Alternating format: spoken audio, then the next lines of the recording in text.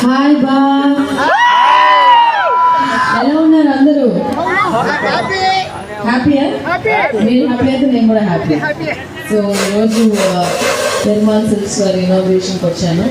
లోపలికి వెళ్ళి క్విక్గా ఇనాగ్రేషన్ చేసి మీ అందరితో నేను చాలా మాట్లాడాలి. మీరందరూ నా కోసం వచ్చాను. Okay okay okay.